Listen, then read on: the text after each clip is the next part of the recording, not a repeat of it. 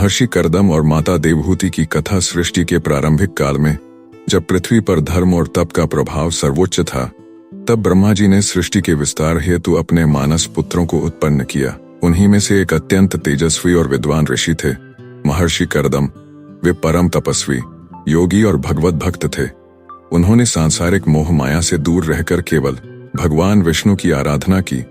महर्षि कर्दम ने सरस्वती नदी के तट पर हजारों वर्षों तक कठोर तपस्या की।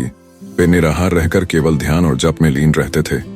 उनकी तपस्या इतनी प्रभावशाली थी कि देवलोक तक इसकी चर्चा होने लगी। भगवान विष्णु उनकी तपस्या से अत्यंत प्रसन्न हुए और प्रकट होकर बोले, हे महर्षि, मैं तुम्हारी तपस्या से संतुष्ट हूँ, वर मांगो। महर्षि कर्दम ने अत्यंत विनम्रता से कहा, हे प्रभु, ब्रह्मा जी ने मुझे सृष्टि विस्तार का कार्य सौंपा है, अतः मैं चाहता हूँ कि मुझे एक पतिव्रता धर्मपरायण पत्नी मिले, जो मेरे साथ जीवन यापन करे और मुझे एक तेजस्वी संतान प्राप्त हो। भगवान विष्णु ने मुस्कुराते हुए कहा, हे महर्षि, शीघ्र ही स्वयंभुव मनु की पुत्री देवहूति तुम्हारी पत्नी बनेगी। वह अत्यंत सद्गुणी और धर्मपरायण होगी। तुम दोनों से एक महान योगी का जन्म होगा, जो संसार को आत्मज्ञान का उपदेश देगा। भगवान विष्णु का यह वचन सुनकर महर्षि कर्दम अत्यंत प्रसन्न हुए और उनकी भक्ति में और भी लीन हो गए। स्वयंभुव मनु, जो इस सृष्टि के प्रथम मनु थे, अपनी पत्नी शतरूपा के साथ अपनी पुत्री देवहूति के विवाह हेतु उपयुक्त वर की खोज में थे। देवहूति न केवल अत्यंत सुंदर थी, बल्कि धर्म और संयम की मूर्ति थी। वे अपनी पुत्री के लिए ऐसे वर की खोज में थे, जो धर्म और तपस्या में श्रेष्ठ हो। जब उन्हें भगवान विष्णु के वचन का ज्ञान हुआ, तो वे अपनी पुत्री देवहूति को लेकर महर्षि कर्दम के आश्रम पहुंचे। स्वयंभुव मनु ने महर्षि को प्रणाम करके कहा, हे महर्षि, मेरी पुत्री देवहूति ने आपको अपने पति के रूप में स्वीकार किया है। यह गुणों की खान है और मैं इसे आपके सुपुर्द करता हूँ। कृपया इसे अपनी अर्धांगिनी बनाइए। महर्षि कर्दम ने मनु की बात सुनी और देवहूति की भक्ति, प्रेम और समर्पण को देखकर विवाह का प्रस्ताव स्वीकार कर लिया। महर्षि कर्दम और देवहूति का विवाह अत्यंत सादगी और धार्मिक विधि विधानों के साथ संपन्न हुआ। विवाह के पश्चात देवहूति ने पूर्ण समर्पण के साथ अपने पति की सेवा की। हालांकि देवहूति राजा की पुत्री थीं और राजसी वैभव में पली बड़ी थीं, फिर भी उन्होंने अपने पति के कठोर तपस्वी जीवन को सहजता से स्वीकार कर लिया। वे स्वयं महर्षि कर्दम के लिए भोजन तैयार करती, उनकी साधना में सहायता करती और बिना किसी अभिलाषा के सेवा में लीन रहती।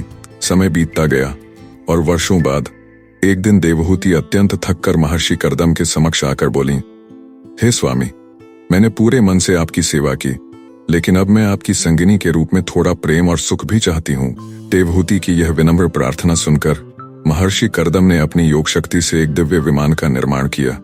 महर्षि कर्दम के योग बल से उत्पन्न वह विमान स्वर्ग के समान सुंदर था। उसमें सुनहरी छत, रत्न जड़ित खंभे और अद्भुत बाग बगीचे थे। वह स्वयं आकाश में उड़ने में सक्षम था। महर्षि कर्दम ने देवहूति से कहा, हे देवी, आज तक तुमने मेरी सेवा की है, अब मैं तुम्हारी इच्छाएं पूर्ण करूंगा। इस दिव्य विमान में हम स्वर्ग के समान सुखों का अनुभव करेंगे। इसके पश्चात वे कई वर्षों तक इस विमान में भ्रमण करते रहे और देवहूति को सांसारिक सुखों का अनुभव कराया। कुछ समय बाद देवहूति गर्भवती हुई और उनके गर्भ से एक दिव्य तेजस्वी बालक का जन्म हुआ। जन्म लेते ही वह बालक दिव्य प्रकाश से आच्छादित हो गया और उसकी उपस्थिति मात्र से चारों ओर शांति और पवित्रता फैल गई।